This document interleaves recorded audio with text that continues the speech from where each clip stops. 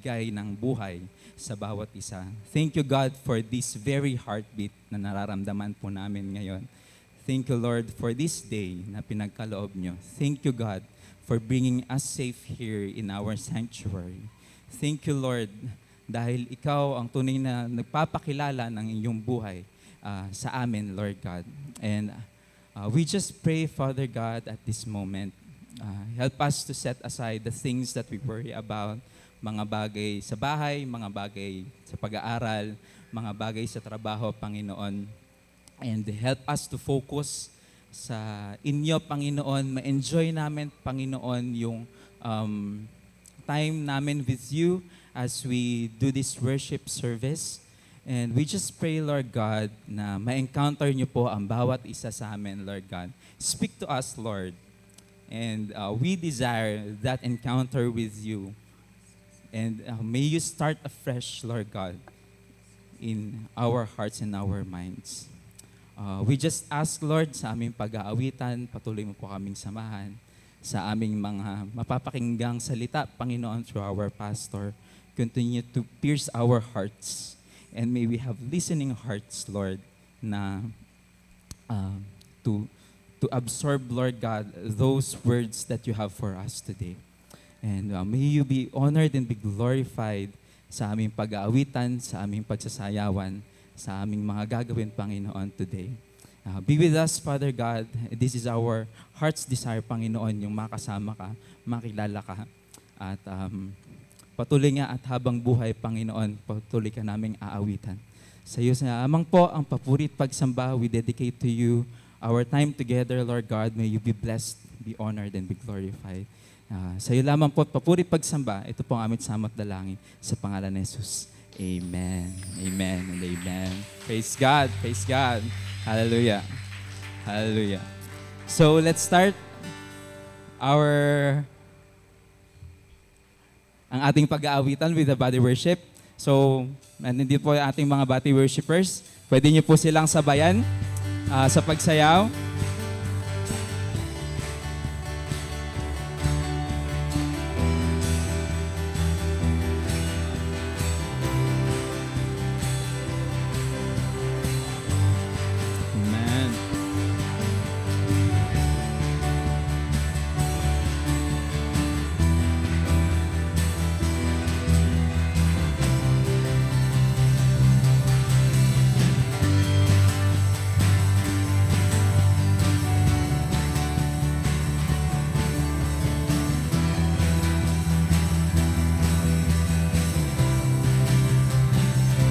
You are my lamp, you light my darkness. You are Lord, exalted God. You are my shield, my rock, my fortress. You are Lord, exalted God. And we shall set your fire down, burning me. Let your rain pour down, wash me clean. Set your fire down, burning me. Let your rain pour down, wash me clean, make me new.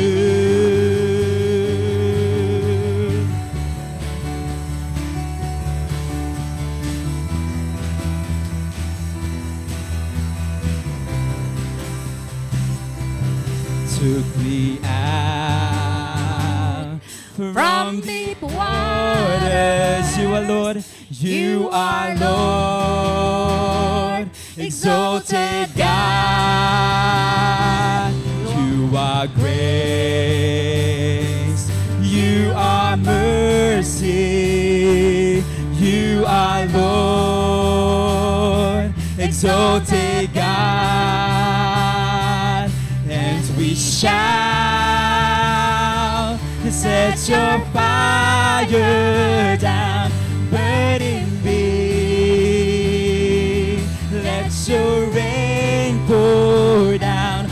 wash me clean. Set your fire down, burn in me. Let your rain pour down, wash me clean, make me new. Whoa, oh, oh, oh, oh, oh, oh,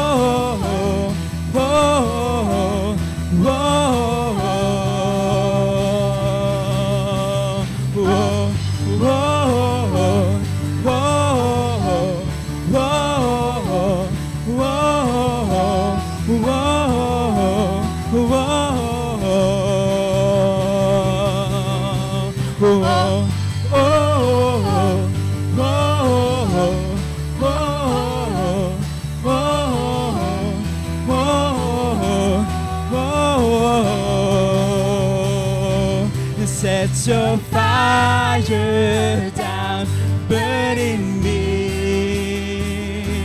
Let your rain pour down, wash me clean. Set your fire down, burn in me. Let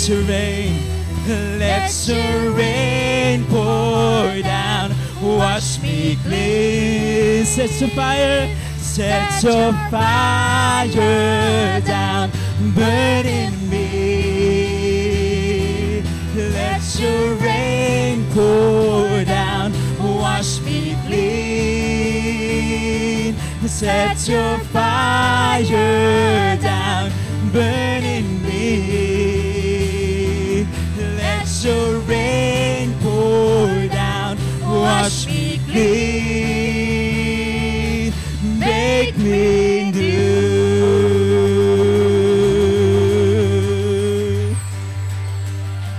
Worship you, Lord. Hallelujah.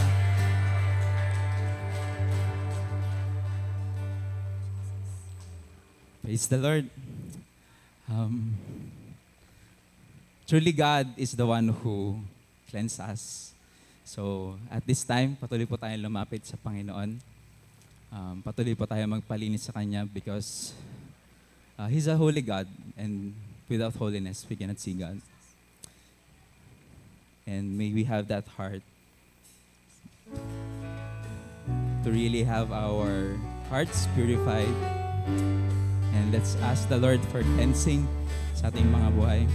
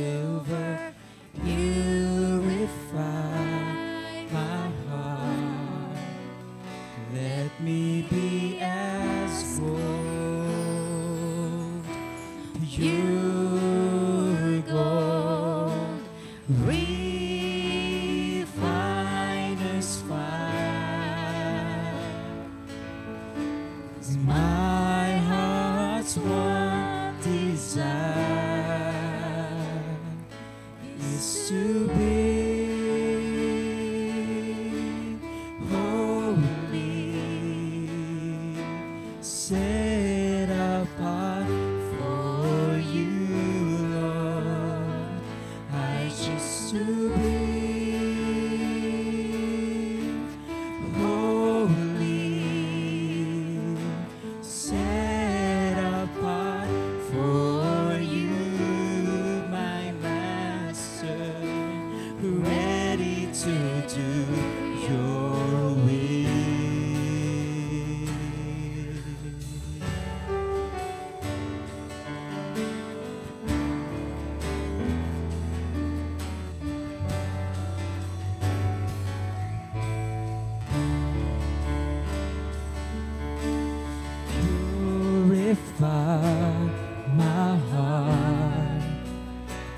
cleanse me from within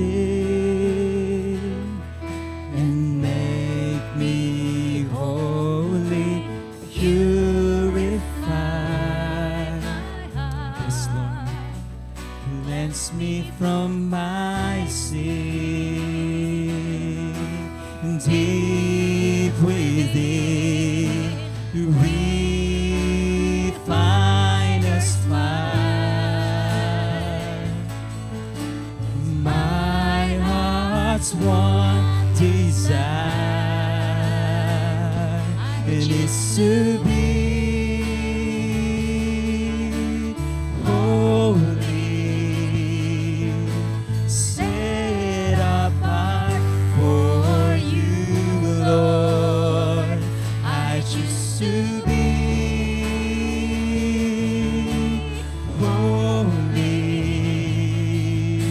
set apart for you, my Master, ready to do your will.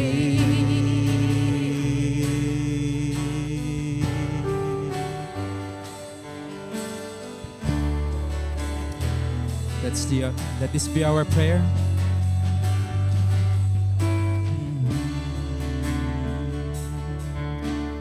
Purify my heart, cleanse me from within, and make me holy. And make me holy, purify. Yes, God, this is our prayer. From my sin, deep within, and deep within, refine us fire. Into my heart's one desire is to be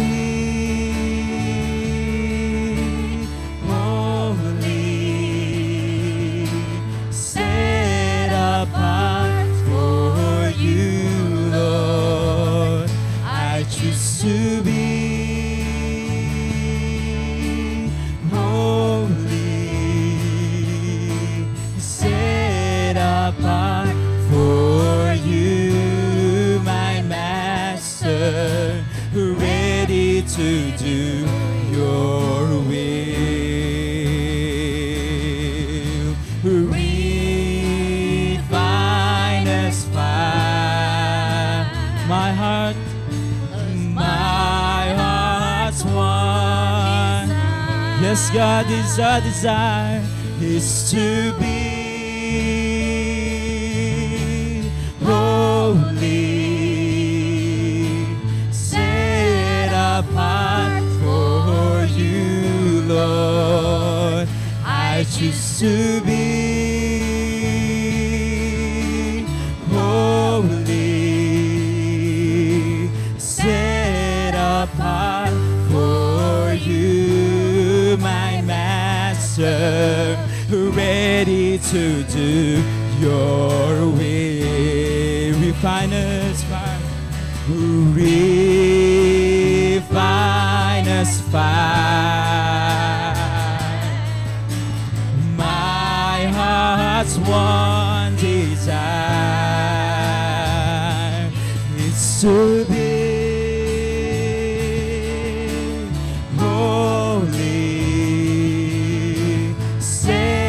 apart for you, Lord. I choose to be, I choose to be holy, set apart for you, my Master, ready to do your will, ready to do your will, ready to do your will.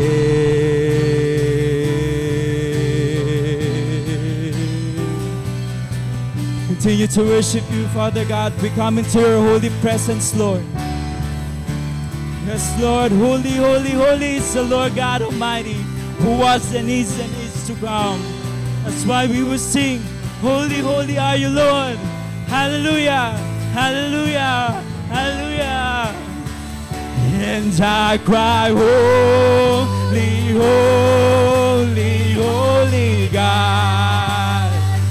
How awesome is your name.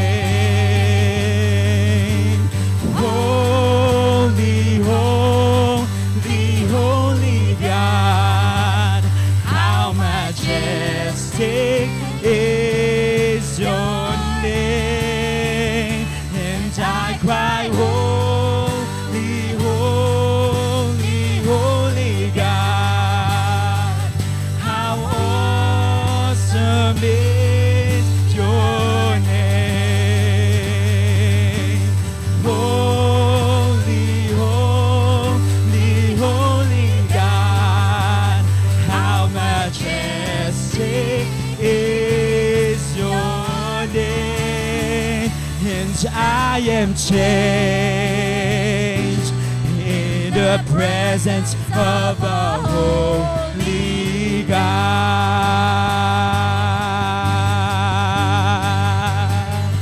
And I cry, holy, holy, holy God. How awesome is your name. Holy, holy, holy God. How majestic is your name. And I cry, holy, holy, holy God. Yes, God. How awesome is your name. Holy, holy, holy God. How majestic is your name. And I am changed in the presence of a holy God. As one church, let's sing.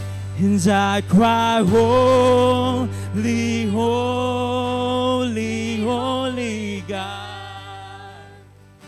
How awesome is your name.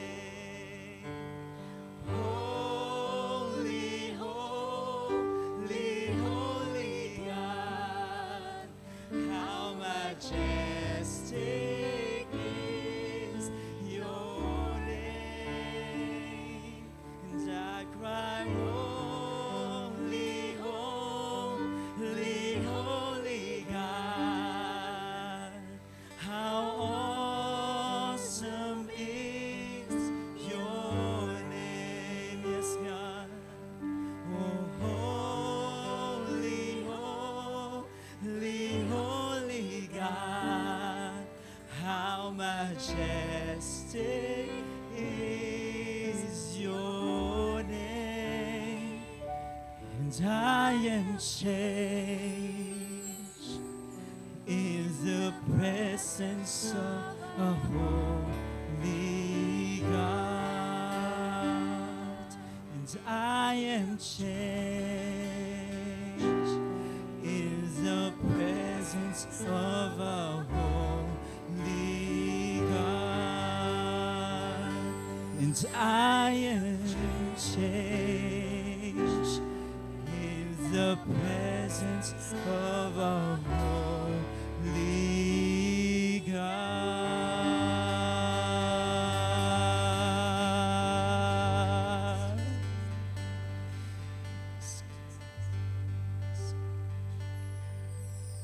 Indeed, you are holy, holy, holy, Father God. May your presence be in this place, Lord.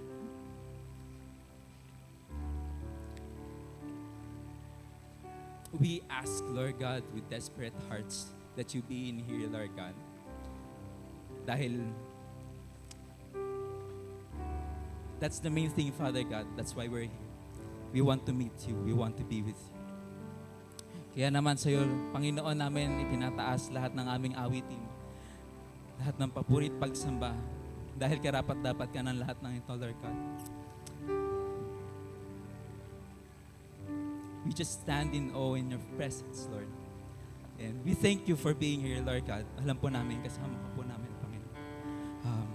Sa iyo po namin, Lord, tinataas lahat-lahat ng ito, Panginoon. Patuloy kang mapupurihan. Continue to prepare our hearts and our minds, Lord God. To you alone be the glory and the praise. In the mighty name of Jesus we pray. Amen. Amen.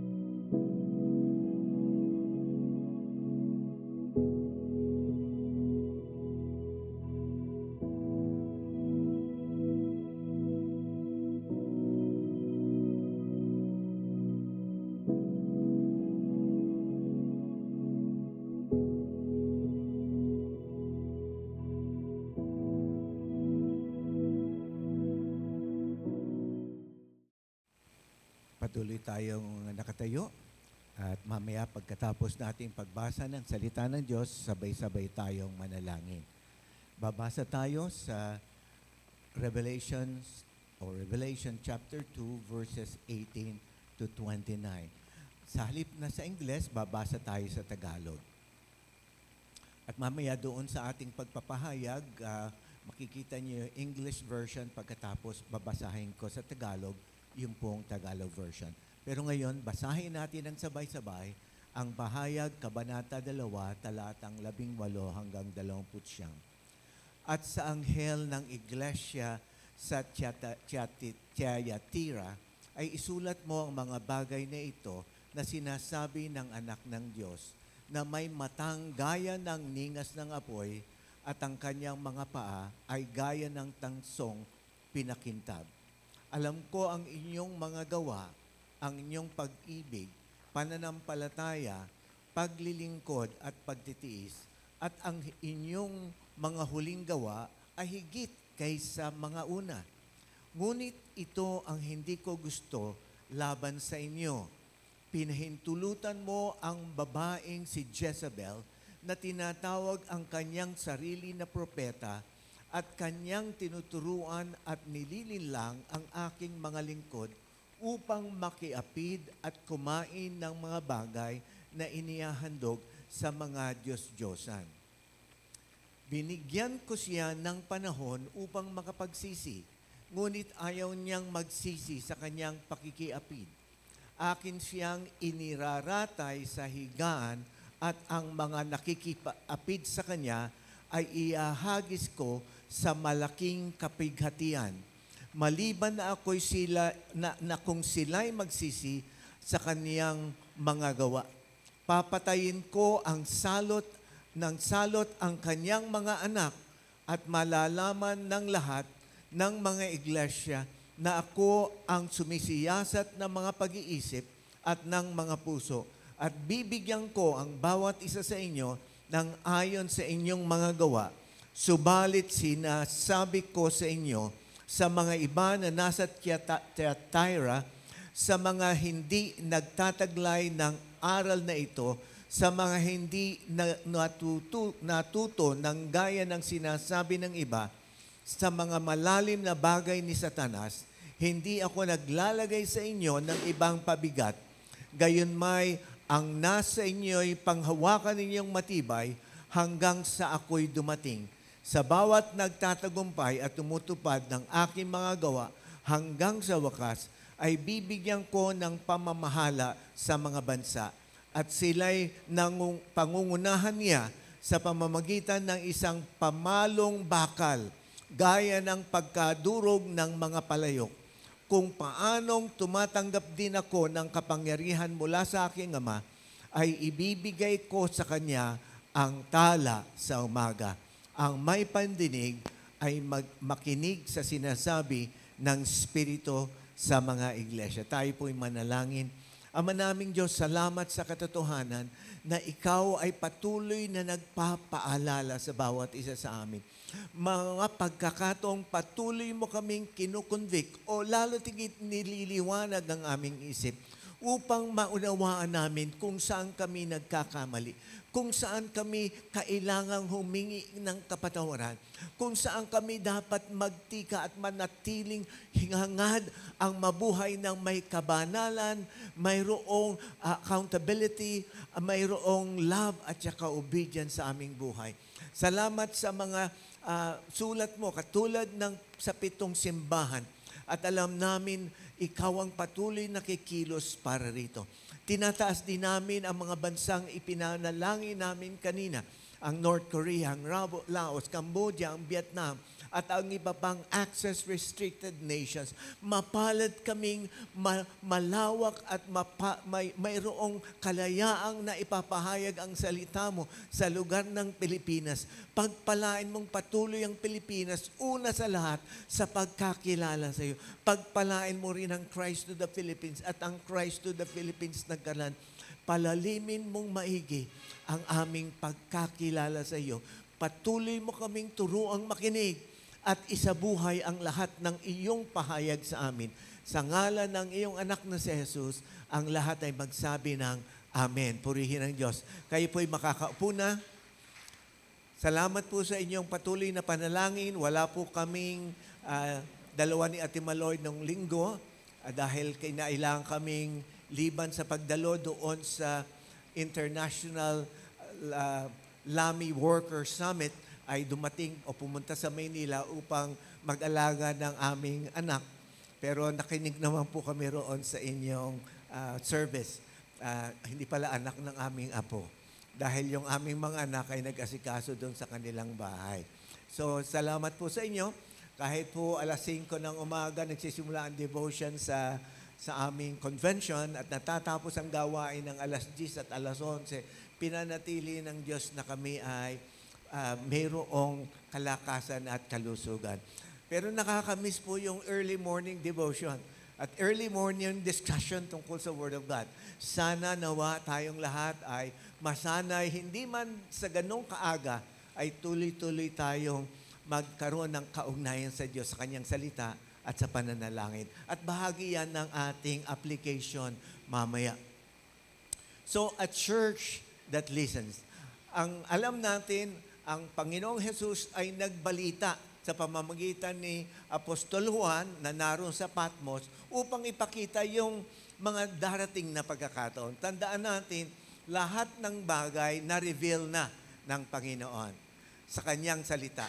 Wala po makakagamit ng salitang ni-reveal ng Diyos sa akin. Dahil na-reveal na ang lahat, tayo ay nagkakaroon lang ng kaliwanagan o illumination. Ibig sabihin nun, ni-reveal na ng Diyos ang lahat, pero on that particular Bible verse, on that particular occasion, or on that particular event, nakita natin ng maliwanag kung ano yung ibig sabihin ng salita ng Diyos. So, nangyayari yung patuloy nating pagkakaalam, pagkakilala sa Kanya, kung tayo tuloy-tuloy na nakikinig. Kung tayo hindi naglalagay ng panakip sa ating tenga o kaya umiiwas sa mga bagay na ipinapahayag niya, lalo tigit kung ito'y masakit, tanggapin natin kung masakit kasi ito'y maghihilom ng ating kaluluwa. Magbibigay sakit sa ating pansamantala, pero ito'y maghihilom ng ating kaluluwa at ng ating spirito. So daanan nating saglit. Sa ating pagdaan sa 7 churches, huwag natin kalimutan yung overarching na ating virtues, yung pong holiness, accountability, love, at saka obedience. Dapat lahat ng ating mga napag-aralan, sangkap-sangkap nating na nagiging dahilan upang lalo tigit maunawaan natin ano ang ating journey. So, itong Ephesus, ang kulang ay love. Ano po? Ang commendation sa kanya, steadfastness and faithful service. Ang criticism, you have forsaken your first love. Ang counsel, remember or look back, repent or turn your back, at saka return, go back. Yung sumunod, yung Smyrna, walang nakitang anumang problema sa kanya. So I believe okay siya sa holiness, accountability, love, and obedience. Faithful siya sa tribulation, spiritual richness, kahit hirap at hikaw siya. Endurance of slander. Kahit sinasabihan siya ng masasakit, masasamang bagay, siya po ay nananatili sa pananampalataya. Wala ngang criticism or rebuke. Ang counsel, panatiliing magtiwala sa Diyos, stay loyal to Christ, anuman ang magiging halaga nito o whatever the cost. Ang Pergamon, yan yung last Sunday, ang sinasabi po doon, reject compromise and worldliness. Ang commendation, faithful siya, loyal sa kay Kristo. Kahit hostile, yung environment. Yung environment, sabi doon, seat of Satan, yung lugar ng Pergamon. Pero willingness to stand firm even to death like Antipas, isang believer na nagbigay ng buhay kahit na siya ay binigay ang buhay dahil gusto niyang mapanatili ang kaugnayan sa ating Panginoong Diyos. Ang criticism, they tolerate sin and false teaching. Ang Balaamites at saka Nicolaitans teaching. Kung titingnan natin, may problema sa obedience. At may problema sa accountability. Pero hindi binanggit yung love at holiness. Pero pag nanatili itong compromise na ito, magiging problema yung pag-ibig, magiging problema ang kabanalan. Ang counsel, repent, magsisik, bilang iglesia and confront internal compromise. Kasi sila, may mga kaisipan at katuroang nasa labas na pumasok sa mga taong nasa loob. Mangyayari, mamaya siya sa Thyatira o baliktad o sabihin natin kaiba. Kasi yung tao na nagdadala ng mali, nasa loob na ng iglesia.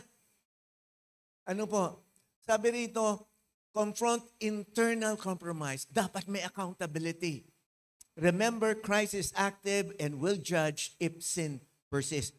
Gagawin niya ang paghuhukom kung mananatili ang kasalanan.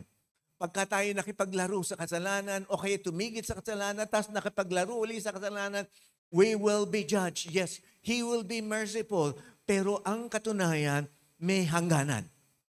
May hangganan. So ano ba yung Thyatira? Sabi po, ang salita daw niya sa English, siyempre, Thyatira. Yan. Pero sa Tagalog, Thyatira. Ano po? So, overcome spiritual corruption. Itong pangalang na ito ay, ang ibig sabihin, ito'y Greek word, ang ibig sabihin ito'y sacrificial offering. So yung Thyatira pala, sacrificial offering. Pero itong nakalulungkot, pagbasa natin tungkol sa Thyatira Mamila, pero willing silang isakripisyo yung pananampalataya nila sa altar ng kompromiso. Hindi sila nagsasakripisyo sa altar ng Panginoon para ibigay ang kanilang living sacrifice. They were compromising doon sa mga bagay na hindi dapat sila magkompromiso. So, kung titignan natin, hawig sila sa Pergamum, pero malala sila kaysa Pergamum. Malayo sila sa Ephesus na nilabanan at tunay na hinadlangan ang pagpasok ng mga maling katuruan. At syempre, yun yung buhay ng Smyrna. So, ano ba yung background nito? Ito po, of all the 7 churches, ang pinakamaliit. Pinakawalang halaga. Pero dito sa panahong ito, nandito yung commercial establishment. Dahil ito yung mga tinatawag na industrial estate. Ayun, doon sa lagon natin ngayon. Kasi sila yung nandoon yung mga napakagagaling na mga potters, tanners, weavers, robe makers, and dyers guilds. Meron silang samahan. At dahil sa samahang ito, lumalago sila. Nag-grow sila, serving all the areas of that Turkey, o yung pong tinatawag na lugar na iyon. Ito yung center din ng dyeing industry. Pero dying yung church, ano po? Kasi nung una, hindi ko naintindihan, akala ko Laodicea ang pinakamasama. Pero ito pala ang pinakamasama. At naunawaan ko, kasi nung unang pinreach ko to, hindi ko nakuha yun. Pero natutuwa ako ngayon. Habang binabasa ko, naunawaan ko. Kung titingnan nyo, tandaan nyo si Lydia, siya yung seller ng purple, yung nakaugnay ni Apostol Pablo sa Philippi. Siya yung unang convert doon. Siya po'y nagbebenta ng mga lana o kaya mga tela na mayroong dye o kaya kinulayan ng purple. Ano po? Itong lugar na ito ay mayroong Diyos-Diyosan na ang tawag ay Apollo. Siya yung sinasamba noon. Sabi dito, katulad na nabanggit ko, insignificant siya, pero of all the 7 churches, mas mahaba pinakamahaba ang sermon niya sa Thyatira. Pagka mahaba ang sermon ni Pastor, ibig sabihin nun, kailangan yung mas mahabang pakikinig. Pero ang challenge sa atin, pagka lumampas na sa oras si Pastor, sumasarado na yung ating tape. Baka ma-miss mo yung dapat napakinggan mo. Kaya hayaan nyo ang Diyos na mangusap sa bawat pagkakataon. Pero hindi naman dapat lalampas si Pastor. Ano po? Kasi sayang naman yung pagkakataon para mag-small group din tayo mamaya. So, ito yung summary. Bibigyan namin kayo ng kopya nito para po maiayos. So, ito yung mga description ni Jesus at ano yung emphasis. Yung description na ito ni Jesus, particularly para i-address yung mga dapat na i-address doon sa simbahan na yon. So, ito sa Thyatira, siya ay Son of God, eyes like fire, feet like bronze. Ang emphasis, holiness and righteous judgment. Isa-isahin natin. Sabi sa Tagalog, at sa mga anghel ng iglesia sa Thyatira, ay isulat mo ang mga bagay na ito, ay sinasabi ng anak ng Diyos na may mga matanggayan ng ningas ng apoy at ang kanyang mga paa ay gaya ng tansong pinakintab. Sabi natin, ang Panginoong Hesus nangusap kay Juan upang ipahayag ang katotohanan sa mga anghel na nangangasiwa sa mga simbahang ito. So particularly, I believe these are the pastors, these are the shepherds of these churches. Ipahayag sa kanila kasi sila ang principally liable because they are the principal discipler of the church. Si Apostol Juan ay disciple. At si Jesus ang disciple maker niya. Itong disciple maker na si Jesus nangusap, at kung titingnan nyo sa Biblia na meron pong red letter, lahat ng mga sinabi ng anghel na ipinahayag ni Jesus is in red bold letters. Ibig sabihin, it's directly coming from Jesus. Ano po? Kaya ang sabi roon, sabi po, He is the Son of God. The Son of God. Sabi ito, anak ng Diyos. Sabi doon, emphasizes his deity, he is God. Because he is God, he has the right to judge. And this church needed judgment. Itong simbahan ng Thyatira o Thyatira ay kailangan ng paghuhukom.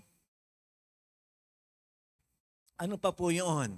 Sabi ron, who has eyes like a flame of fire. Ang ganda nung kinanta natin kanina.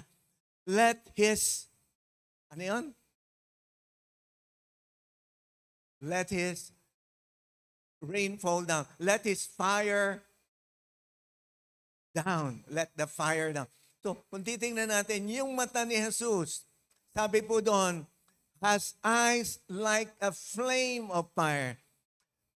This symbolizes the penetrating power of his vision, his piercing appraisal. Yung pong nagpapahayag ito ng kanyang kapangyarihang makita tayo kahit ano ang ating nasa puso, kahit ano ang ating ginagawa. Nakikita niya ang pinakamalalim na bahagi ng ating puso. Wala tayong maitatago. He sees right through us, right into us. He knows our deepest thoughts. He knows our struggles. Alam niya yung pagsisikap natin. Pero alam niya yung pinapanatili nating kasalanan sa ating buhay. At ano pa yung sabi? He has feet like burnished bronze. Feet like burnished bronze. Yung burnished bronze, ibig sabihin pinakintab. Ano po? Sabi sa Tagalog, ang anghel ng iglesia sa Thyatira ay sulat mo, ang mga bagay nito ay sinasabi ng anak ng Diyos na may matang gaya ng ningas ng apoy at ang kanyang mga paa na gaya ng tansong pinakintab. Ano ba yung tansong pinakintab? Pagka po paa at tanso, this implies judgment. Paghukom.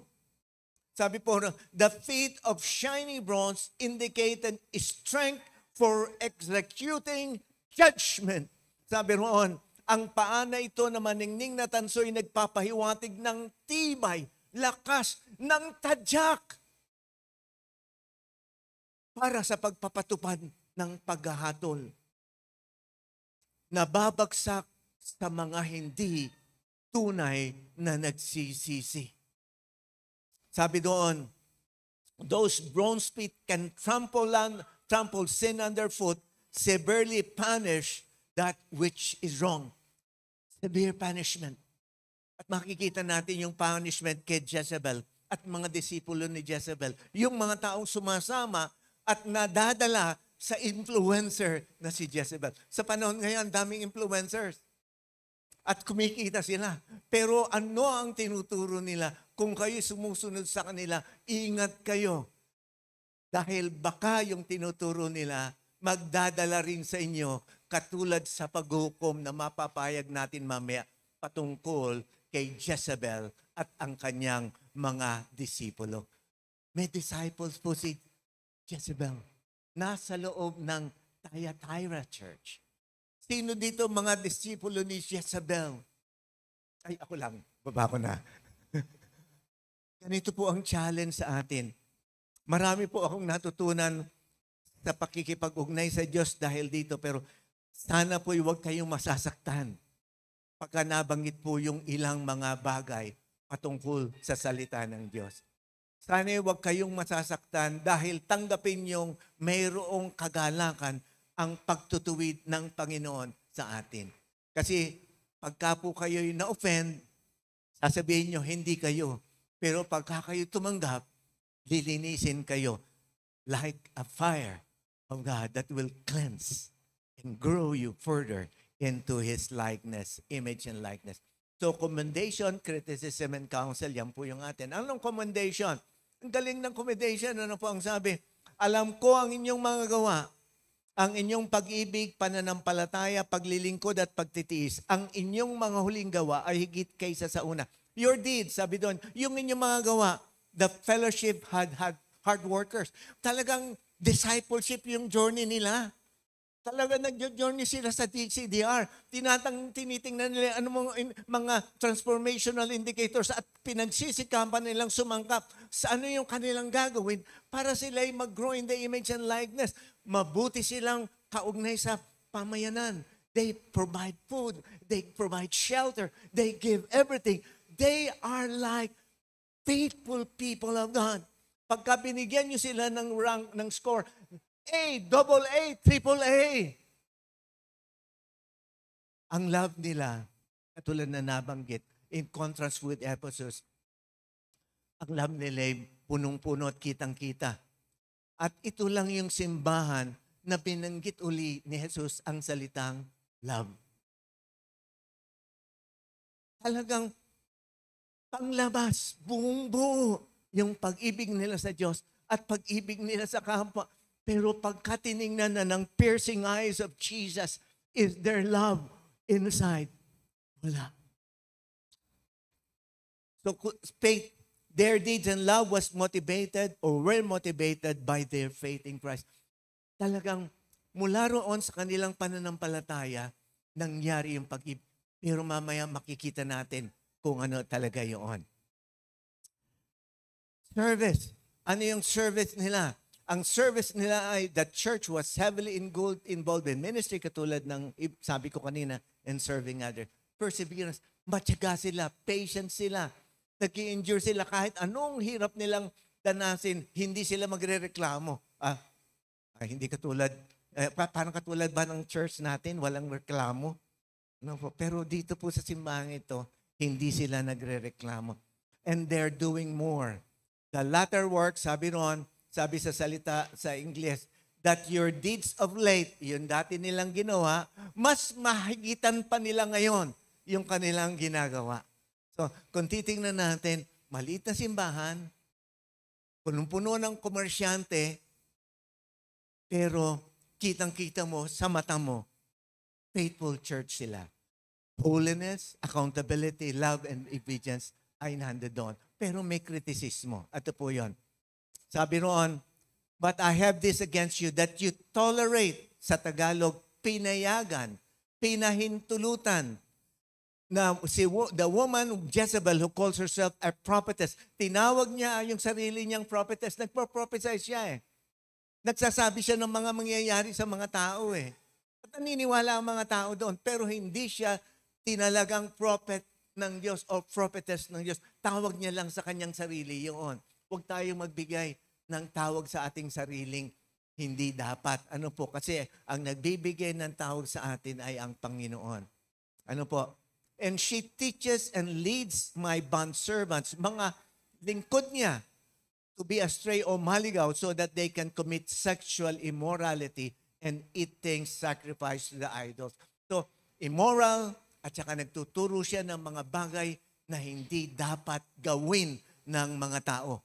Nagtuturo sila ng mga pamamaraan, kaisipan na taliwas sa journey ng mga mananampalataya sa New Testament Church. Ayaw nilang gawin yung mga bagay patungkol sa dapat nilang gawin. Yun po yun. So sabi doon, church tolerance of Jezebel, a false prophetess. Pwede daw ito ay individual. Sabi nung iba, babae talaga siya. So pwedeng lalaki at babae. Sino bang gusto maglagay ng pangalan sa kanilang anak na Judas o kaya Jezebel? Wala hindi po ba? Pero ito po yun. Si Judas kilala natin. Si Jezebel, try nating maunawaan kung sino siya. Ang alam kong Jezebel kasi yung kalahating katawan ay tao, kalahating katawan ay isda. Malansa. Yun po yun. Opo. So ano pa yun? Ito ang challenge. Sa Old Testament, 1 Kings at 2 Kings, si Jezebel ay pinangasawa ni Ahab. Isang Hudyo o isang hari ng Israel. Kilala ang isang Diyos. Pero nag-asawa siya ng isang babaeng masama ang buhay. Masama ang ugali. Ano po yun? Wicked yung babaeng ito. Kasi nagsumasamba siya sa mga Diyos-Diyosan. Si Balaam particular. At itinuro niya kay Ahab yung pagsamba sa Diyos at tinuro niya ito sa buong bayan ng Israel. Imagine mo yung epekto ng babaeng ito. Ibang klaseng babae. Pero tanong ko mamaya, may Jezebel ba sa simbahan ito? Mauunawaan natin. May Jezebel ba ang ugali ko? May Jezebel ba ang ugali ninyo? Si Jezebel po ay hindi siya hari, pero siya'y makapangyarihan kesa sa hari.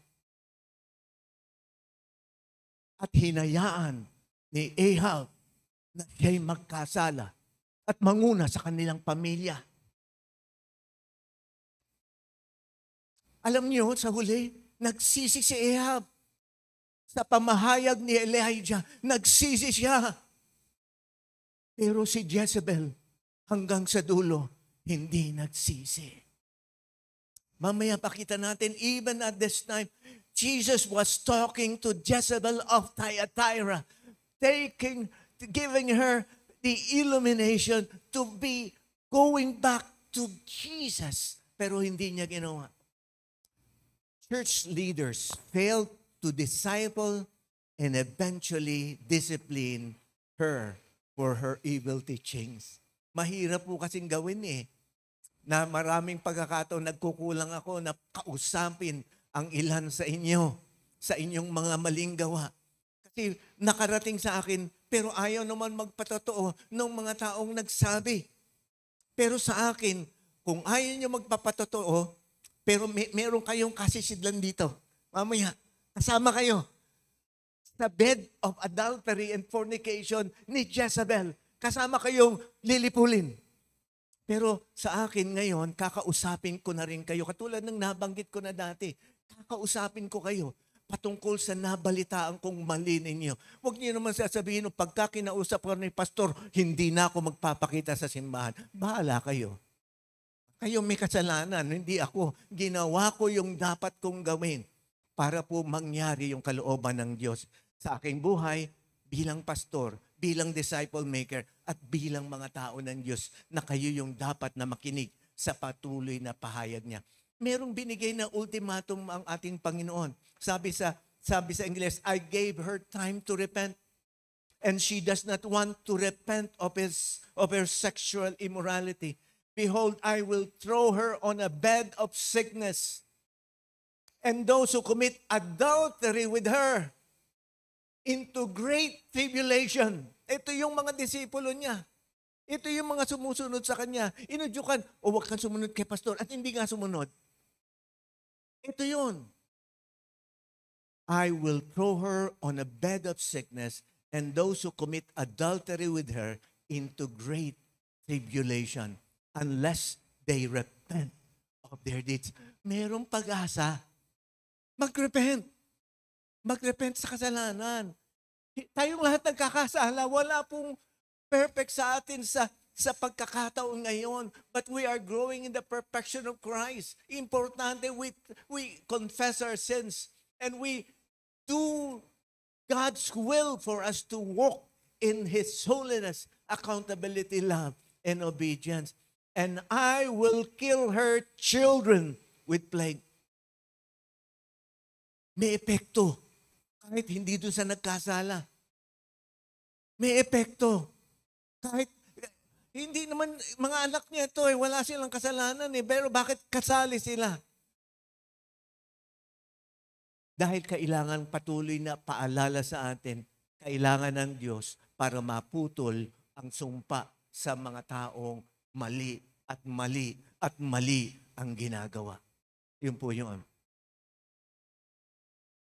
He who searches the minds and the hearts, kilala niya tayo, I will give to you, sabi sa Tagalog, sumisiyasat ng mga pag-iisip at ng mga puso at bibigyan ko ang bawat isa sa inyo ng ayon sa inyong mga gawa. Love and doctrine, ito problema. Pagka po napakagaling sa doktrina, talagang makikita niyo yan, muwawasak ng buhay ng tao. Pagka napakagaling sa doktrina, naghihiwalay, nagde-divide. Ano po? Talagang ganun Kasi pagka doktrina at walang pag-ibig, yan ang resulta. Kaya kung kayo'y nakikinig sa mga pastor na magaling sa doktrina, pero nakipagtalo at nakikipagsigawan upang ipanguna yung kanilang kaalaman, may problema yon. May problema yon. Kasi dapat may pag-ibig. Yung pag-ibig ang nag-aayos upang ma-correct mo yung mali ng iba. Ephesus was strong in doctrine but lacked love. Ephesus was commended for not tolerating wicked men but testing those who claim to be apostles but are not and have found them false. Revelations 2:2. On the other hand, Thyatira was strong in love but was weak in doctrine. Thyatira is criticized for allowing sinful heresy into the body of Christ. You tolerate the woman Jezebel. Pero tunay bang nagmamahal ang Thyatira? Did Thyatira love too much? Can you genuinely love someone without sharing the truth? Ay kalimitan tayo, hindi nagmamahal, turo ng truth. Kaya hindi rin maunawa nung tinuturuan natin. Yung tinuruan natin, wala nang lahat. Di bale kung wala sa simbahan ito at nasa ibang simbahan, baka nga wala na sa pananampalataya kasi hindi mo tunay na pinakita yung pag-ibig. Ano yung pag-ibig? But love without truth isn't love. Kung hindi mo i-confront yung sin ng mga tao, hindi ito pag-ibig. Ito ay infatuation, fake na pag-ibig, emotional lang. It's concession, pagpapahayag ng pagbibigay galang sa maling ugali. It's masqueraded hatred. Pagka hindi mo tinuwid ang iyong kapwa at yun ang may mga pagkakataon kung nagagawa, it's actually not love. It's not allowing them to continue para magkaroon ng peace. It's actually my hatred towards them. Kaya hindi ko sila ituwid. Kung tunay ko silang mahal, kaya tanggapin niyo ito, pagkakausapin ko kayo, wag na kayo magdalawang isip. Okay lang, Pastor. Kasi mga iba pa rin yung nakikita ni Pastor sa nakikita natin. O nakikita ng discipleship group leader ninyo at nakikita nyo, may mga blind sides tayo. Sabi doon, but I say to you, the rest who are in Thyatira, do not hold this teaching. Yung teaching ni Jezebel. Ano yung teaching ni Jezebel? Yung pong kanilang idolatry, yung pong kanilang immorality. Pero ang pinakamasamang teaching ni Jezebel, ayaw niyang magsisi kahit kinaugnay niya siya ng Panginoon. So, yun daw, ayaw magsisisi kahit kinaugnay na ng Panginoon. Numalim sila sa deep things ni Satan. Yung mga katuruan na pinipilit ninyo na hindi ayon sa kalooban ng Diyos, lalo tigit patungkol sa simbahang ito, those are deep things not of God, but of Satan. Yung pong mga, lalo tigit, dumami ang mga teachings na yan nung kung COVID, yung kung ano-anong mga kwento patungkol sa mga ginagamit ng mga drugs nung panahong yon. These are deep things of Satan. Kasi marami doon napatunayan na hindi totoo. Pero ito yung sabi doon, kasi huli kong idinagdag ito, ito'y bahagi pa ng counsel. Ito yung sinabi ni Pastor RJ sa kanyang katuruan, application number 3, address sin before Jesus does. Ito kasi, sinabi na ni Jesus na gagawin ito. Anong dapat niyang gawin? Gawin na niyo. Mag-counsel na kayo. Mag-discipline na kayo. Kasi anong sabi? Behold, I will throw her on a bed of sickness and those who commit adultery with her into great tribulation and so on and so forth. Alam mo na may kahahantungan ng mga taong gumagawa ng pagiging suwail sa harapan ng Diyos. Mag-disciple na tayo upang maganap yung pong pagtutuwid sa taong ito. Anong promise sa conquerors? Those who overcomes the one who keeps my deeds until the end, I will give him authority over the nations, and he shall rule them with a rod of iron, as the vessels of the potter are shattered. Also, I also have received authority from my Father. Kasi yun nga po yung sinasabi rito, yung Son of God, may authority siya sa Diyos Ama, at ang sabi din dito, bibigyan niya ng authority ang mga taong ito sa tamang panahon. Siya ay maghahari kasama niya sa millennium. Yan ang sabi ng maraming mga Bible scholar. Kapag siya ay bumalik pagkatapos ng ilang taon, sabi ng iba, 7 taong kapigatian, at ibabalik niya ang kanyang simbahan kasama niya, ito'y nagsasalita din patungkol sa pagiging pastol. Pero yung kanyang rod ay iron, hindi kahoy. Pero yung rod of iron, anong gagawin niya? He will destroy the vessel to be shattered. The vessel of the potter. Ang significance ito yung mga rebellious people na nagsasabing sila'y Kristiyano. Wawasakin niya ang mga taong ito. Ibig sabihin, namumuhay sila ng hindi dapat, pero tinuturong nila ang sarili nilang Kristiyano sila. Wawasakin sila ng Panginoon.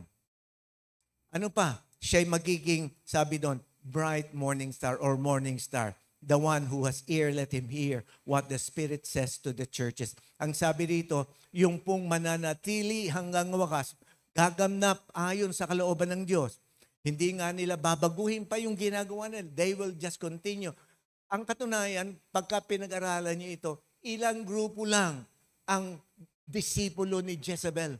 Ang karamihan, disipulo ni Kristo. Ang sabi ni Kristo, manatili kayo dyan. Huwag kayong mapaapekto sa mga udyok ng kaaway na pinangungunuhan ni Jezebel. Ito yung principles and application. The church is not free from Jezebels. Watch out their schemes to lead others to sin. False teachings, mga maling rebellion against God and His appointed spiritual leaders. Pagka po tinuturuan kayong mag-rebel sa mga leaders nyo, sabihin nyo sa Jezebel, tupigil ka. Baka sabihin nyo, ano hindi ako? Sino kaya ito? Ba't ganun ang sinasabi? Pero ibig sabihin nung, sabihan natin sila. Sabihan natin sila with love. Ano po? If there are Jezebels, they are also Ahabs. Ano yung Ahab? One who perpetuates their spiritual leadership by tolerating the sins of their spouses. Ahab din yung tawag sa babae na asawa ng lalaking mali ang ginagawa, hindi tinutuwid nung asawang babae. Ahab din ang tawag sa kanya. Okay? Husbands should stand firm in their God-given design to be the spiritual leaders of their family. Ito yung failure ng Thyatira. Doon sa isang segment, they failed. Miuski yung pastor sa Thyatira, hindi niya dinisipulo, hindi niya pinigilan si Jezebel, at hindi niya itinuwid si Ahab sa kanyang pagkakamali bilang asawa. Leaders are accountable to teach everyone to observe God's commands. They should immediately rebuke or correct any wrongdoing with brotherly love, grace, and truth. Maiksi na ang panahon. Meron po akong hinahangang babae, hinahangaan namin ni Ate Maloy. Kahit na hindi ko banggitin ang pangalan, ipanalangin niyo siya. Biglang nakita may pancreatic cancer siya. Gulat na gulat kami kaninang umaga. Iniyak ng aking puso sa Diyos. Pero ang katotohanan, mga kapatid, maiksi ang buhay. We cannot be here all the time. We don't have all the time to be given the chance by God to repent from our sins and walk in the ways of God. Pero ang sabi pa rin dito, as part of the body of Christ, everyone should adopt our genuine discipleship journey. Alam na natin ang tama. Yung New Testament, scriptural New Testament church, isabuhay na natin to. Huwag na nating kontrahin. Huwag na nating pigilan. Huwag na nating sansalain. But those who cannot adopt or embrace this due to business, busy kayo, hindi nyo magagampanan, meron kayong doubt sa programang ito na sinabi na ng salita ng Diyos paulit-ulit sa gospel at sa New Testament epistles, kung hindi nyo masunod, dahil may doubt kayo, o kaya kayo may edad na at hindi nyo na magawa ang disciple making, pakiusap lang. Nahulog. Huwag tayong maging Ahab sa kanila. or a Jezebel, deterring others who are seriously pursuing this journey. Pakiusap ko lang po, mahal namin kayo. Hindi namin kayo nauobligahin. Hindi na namin kayo pipiliting gumawa ng 12. Okay na yung kung ilan yung magagawa nyo. Pero ipinaninikluhod ko sa inyo. Huwag nyo nang batikusin yung Matthew 28:18 to 21. Huwag nyo nang batikusin yung disciple making. Huwag nyo nang batikusin ito.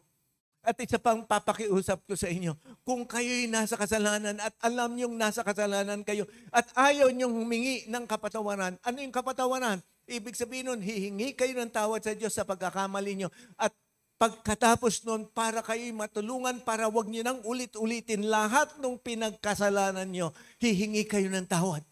Magko-confess kayo sa kasalanan ninyo at sasabihin nyo sa kanilang, tulungan mo ako para hindi ko na mabalikan ang aking kasalanan. Kasi kung kayo'y nasa kasalanan at kayo'y tatayo rito, kayo'y maglilid sa inyong witness discipleship group na hindi kayo nagko-confess. Kayo'y gaganap ng pag-awit, pagtugtog, pagpapahayag ng salita ng Diyos, you will be part of the curse for Jezebel and her siblings and her disciples and her children. May consequence. Kasi katawan tayo. Kung ano man ang sira at bulok ng isang katawan, lahat ng makabahagi ng katawan iyon, yung organ na yun, mabubulok. Mabuti ang Diyos, meron siyang surgical sword o kaya knife. Kaya niyang tanggalin kayo para hindi mabulok ang katawan. Pero yung mga kasama doon, hindi matatanggal. Maisasama. At kalungkot-lungkot na ang tagal-tagal nating Kristiyano pagkatapos wala ring kahitnatnan ang ating journey. Kaya pakiusap ko sa inyong lahat, iayos na natin yung ating buhay.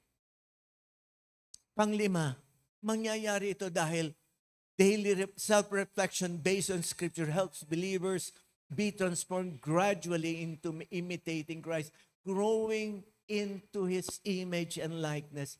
Make it a habit to renew your mind daily by repenting of sin, even those you may not have actually committed. Naisip lang. Pagkatapos nung kinalimutan na hindi, hihingi niyo yung tawad sa Panginoon. Be alert with sin's nature of slow, slight, and steady. Ang kasalanan, katulad nung yung tawag nating respectable sins, yung unthankfulness, pride, greed, mga iba't ibang mga bagay, yan ay maliit na sabi nating kasalanan, halos hindi na pinapansin, pero they can grow steady, slight, and sabihin natin slow, pero eventually, it will be a big sin where you will suffer a lot. Sabi doon, gird your mind for battle against sin through the word. So, handa tayo sa battle sa pamamagitan ng salita ng Diyos, pangalagaan ng ating isip. Guard your heart against self-interest and worldliness.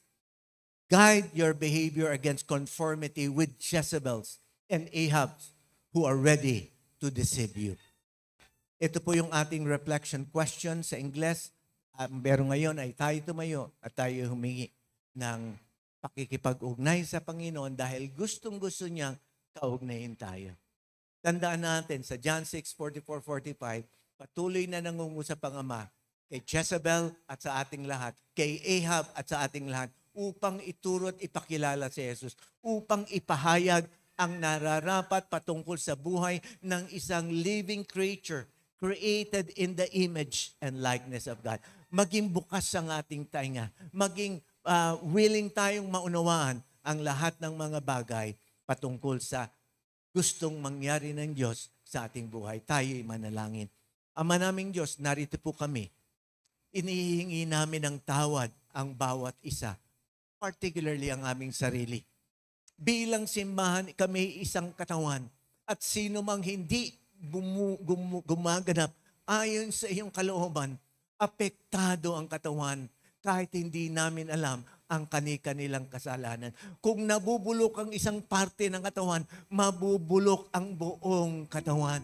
Lalo tigit kung nabubulok yung isang parte ng katawan at siya'y nagde-disciple at hindi nagiging tuwid at tapat doon sa kanyang mga dinedisciple, aapektuhan din yung kanyang mga disciples. Kung ikaw ay tatay at nanay, aapektuhan mo ang iyong tahanan, ang iyong pamilya. Panginoon, patawarin mo kami sa mga kasalanan naming nagawa, hindi lamang pala sa aming sarili, kundi sa katawan ni Kristo. Hindi lamang pala sa katawan ni Kristo, kundi sa ulo ng simbahang ito ng aming Panginoon. Patuloy mo kaming turuan upang mamuhay ng ayon sa iyong kalooban. Patuloy mo kaming bigyan ng Espiritu mo na nagdadala ng pagdalalaysay, paglilinis, pagpuputol-putol sa mga ugaling di karapat-dapat at pamumuhay na ayon sa iyong kalooban. Sa aming mga nagkasalat ng kamali, matutunan namin, O Panginoon, na bawat pagkakataon humingi ng tawad, mag-confess sa aming kasalanan at humingi ng tulong sa iba upang ang aming kasalanan ay accountable sila sa amin at accountable kami sa kanila upang kami lumakad ng nararapat na sa mga huling panahon, sa mga huling oras ng mga araw na ito. Salamat, Panginoon, sa iyong patnubay at gabay.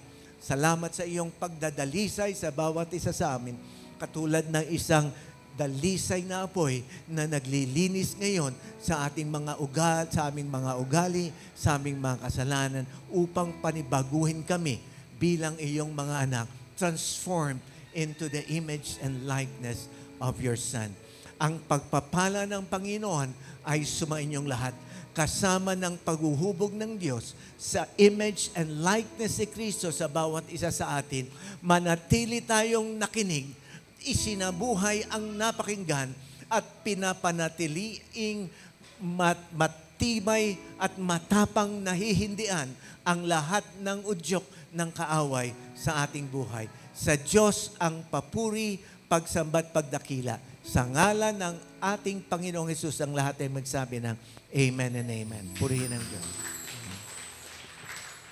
Praise the Lord. Let's remain standing. Before we start singing, gusto ko lang po ulitin yung nasa verse 23 na sinasabi po doon, I am He who searches mind and the heart. So, the Lord knows, sabi nga ni Pastor, alam niya, pwede tayo magmukhang okay, pero hindi para tayo okay.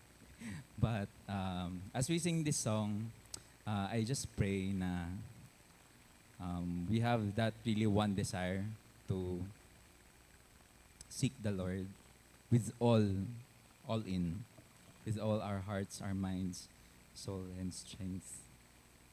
Because apart from God, wala naman po talaga tayong gawin.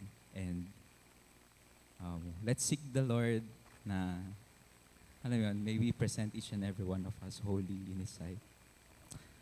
And, so love kayo ni Pastor. Kaya nga sinasabi to. Ayan, love kayo ng ating mga D-group leaders. Kaya binabanggit nila to. So, yan. Let's sing this song and come to God's presence. Truly His love is never ending. Napaka-sweet ng Panginoon sa atin. And thank you, Lord, because you're giving us chances, and may we have this time, Panginoon, to reflect how deep, how wide your love to each and every one of us. And may this be our one desire, Panginoon, to seek you and just to be with you, Father God. Let's sing. You gave it all for me. My soul desire, my everything, and all I am is devoted to you.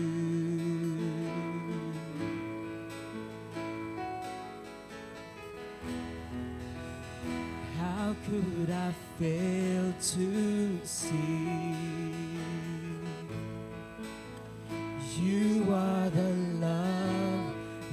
rescued me, and all I am is devoted to you.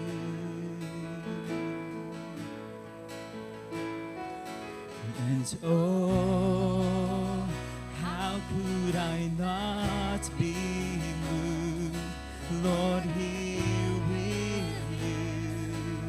So have your way in me, 'cause Lord, there is just one thing that I will see. This is my cry, my one desire is to be where you are, Lord, now and forever. It's more than a song. My one desire is to be with you, is to be with you, Jesus.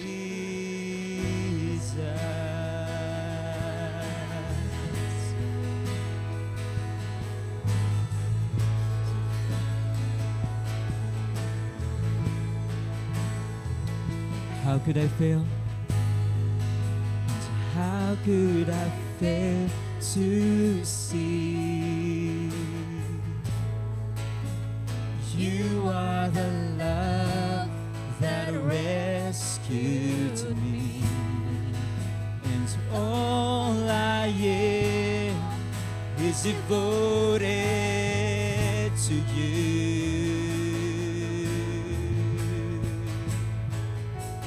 And oh, how could I not, Lord, here with you? So have your way in me, 'cause Lord, there is just one thing that I will see. This is my cry, my one desire is to be where you are, Lord, now and forever. It's more than a song. My one desire is to be with you, is to be with you. And this is my cry, my one desire is to be, yes, Lord, and to now and forever. It's more than a song. My one desire is to be with you, is to be with you, Jesus.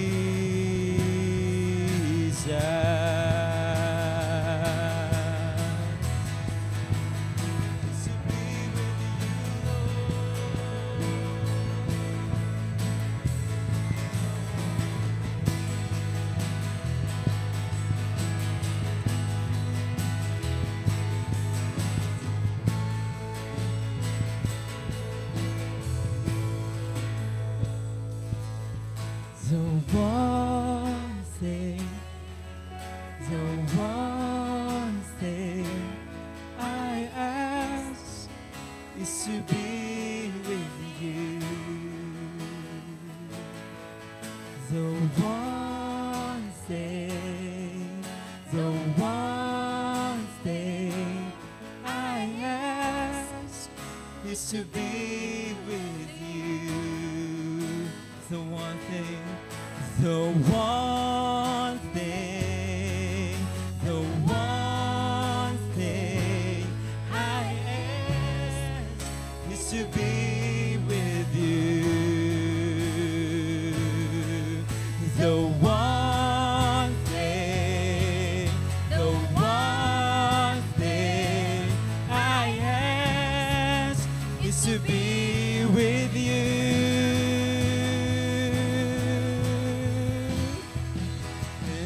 This is my cry, my one desire is to be where you are, Lord, now and forever. It's more than a song. My one desire is to be with you, is to be with you. This is my cry, my one desire. Yes, God, this is our prayer, Lord. Hallelujah. It's more than a song. My one desire is to be with you, is to be with you. And this is my cry, my one desire is to be where you are, Lord, now and forever. It's more than a song. My one desire is to be with you, is to be with you, Jesus,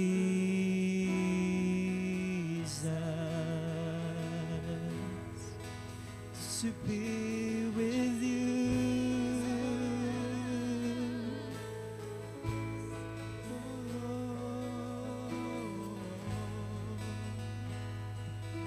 Yes, God. This is our heart's desire, Panginoon. Yung makapiling ka, makasama ka, yung mas makilala ka, Panginoon. We just offer this song of praise, Panginoon, to you. Be honored and be glorified, Father God. And we ask this in the mighty name of Jesus, we pray. Amen and amen.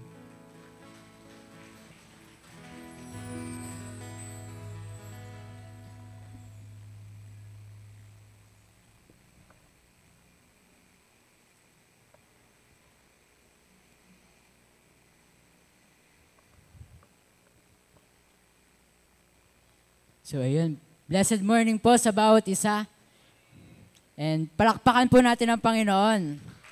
So ayan, meron po akong i-share sa inyo na Gen Z term or Gen Z slang.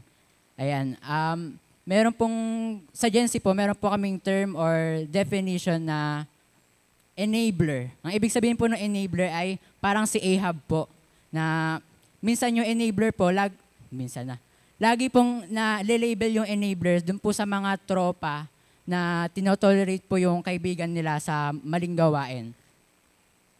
Siguro madalas po ito na-label sa mga tropa po na tinotolerate po yung na mag-cheat yung kanyang tropa. So ayun po. And for more Gen Z's lang, inaayayahan ko po kayo sa ating unang anunsyo. Paki-flash po sa screen.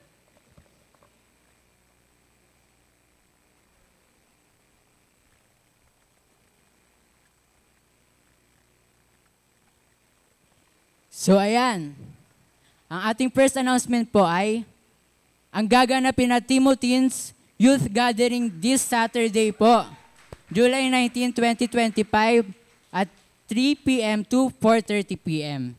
So ayan, inaayahan po namin ang mga kabataan. Kung meron po kayong mga nire-reach out or dinidisciple na kabataan, pwede nyo po silang i-invite this upcoming Saturday. And iniimbitahan din po namin ang mga young professionals and ang mga singles. So ayan. For our next announcement naman po, inaayahan ko po ang bawat isa na kung sino po ang nakapagdiriwang na ng kaarawan or may mahalagang kaarawan po this month of July. Inaayahan ko po kayo dito sa unahan. Mga may anniversary po, mga may birthday.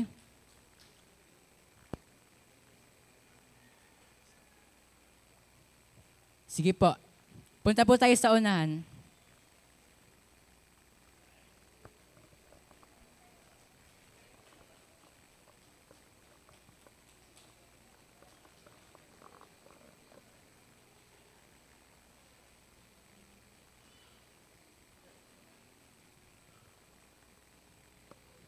At inaayahan ko po si Pastor Volter na ipag-pray po. Sige po. Baka may pahabol. Sige po, kahit na wala rito yung tao at gusto niyang i-represent, pwede po kayong pumunta sa harap at isama natin siya sa panalangin. Anyone who, are celebrating yung kanilang birthday o anniversary. Sige po. Sige po. Tayo po'y tumayo at tayo ay sabay-sabay na manalangin. Alam nating ang bawat isa sa kanila, whether they're celebrating yung kanilang birthday, anniversary, o any special occasion na nasa isip nila ngayon at ibig nilang magpasalamat sa Diyos, samahan natin sila sa pagpapasalamat sa Diyos. Ama naming Diyos, narito po kami upang makisaya, makiugnay sa aming mga kapatid na dumako sa kanilang kaarawan o anibersaryo o anumang special na okasyon na naalala nila na napakahalagang bahagi ng kanilang buhay sa pagkakataong ito sa buwan ng Hulyo. Aming Ama, patuloy naming itinataas sila sa inyo. Alam namin kung sila ay naroroon sa kanilang anibersaryo, pagkakaisahin mo sila lalo tigit sa pag-ibig ng kanilang mga butihing mga asawa.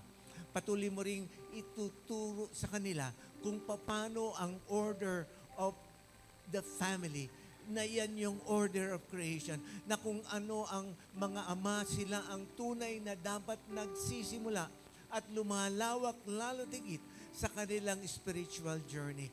At sa mga asaway, patuloy na katuwang sila sa bahaging ito. Gamitin mo ang mga mag-asawang ito o sino man ang nire-represent ng aming kapatid na dumako sa anibersaryo ng kasal. Gamitin mo siya at kasama ng couples na ito na patuloy na lumago sa pananampalataya. Ikaw pa rin ang maitaas din sa mga taong individual na ngayon ay dumadako sa kanilang kaarawan sa buwan ng Hulyo. Patuloy kang magpahayag sa kanila, mangusap sa kanila, at patuloy mong liwanagin ang kanilang isip upang lalo tigit nilang mapaglingkuran ka, upang lalo tigit kang maging tunay nilang ama. At sa bawat pagkakataon ng kanilang buhay, ang mag-asawa man o ang individual na narito ngayon, parati silang iyong makap sa iyo. Parati silang manatili sa iyong presensya. Patuloy silang makinig sa iyong mga salita. Patuloy silang magpahayag ng kanilang mga heart concerns, o Panginoon. At mula doon, patuloy silang lalo tigit maging malusog sa kaugnayan sa iyo. At patuloy silang lumakad lamang sa iyong udyok at sa iyong nais para sa kanilang buhay.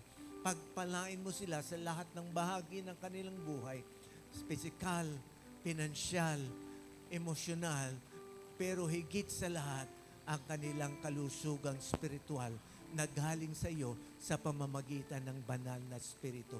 Sa iyo ang papuri, pagsambat, pagdakila. Sa ngalan ng iyong anak na si Jesus, ang lahat ay magsabi ng Amen. Purihin ang Diyos. Happy birthday.